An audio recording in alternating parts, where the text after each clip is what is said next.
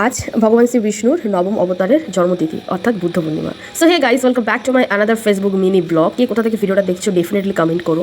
আজকে সকালে উঠে আমি ফার্স্ট ভেবেছি আজকের মাধবের জন্য আমি নিজের হাতের মালা করব।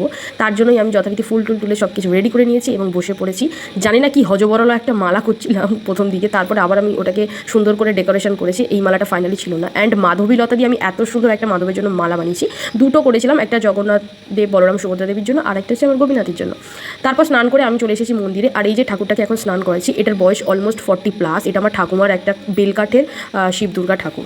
সো তারপরে ফাইনালি আমার রাজাকে আমি এই সবগুলো পরিয়ে দিচ্ছি। আমি বিশ্বাস করতে পারবে না, আমার এটা মনে হয় যে আমার জন্মটাই হয়েছে গোপীনাথকে সেবা করার জন্য। অনেস্টলি বলছি, আমি এদেরকে সাজিয়ে এদেরকে রেডি করে যে কী শান্তি পাই। আমার দিনে একবেলা আমি ঠাকুর ঘরে ঢুকেছি আর কি, আমার দিনটা বেকার লাগে। তো যাই হোক, তারপরে এসে আমি একটু সন্ধ্যাবেলা রেডি হয়েছি, কারণ আজকে ছিল আমাদের একটা বুদ্ধ পূর্ণিমার নেমন্তন্ন বাড়ি। তো সেখানে গিয়ে প্রসাদ খেয়েছি। এইভাবেই আজকে সারাদিনটা আমি আর মা কাটিয়েছি। তোমরা কেমনভাবে কাটালে ডেফিনেটলি জানিও। বাই।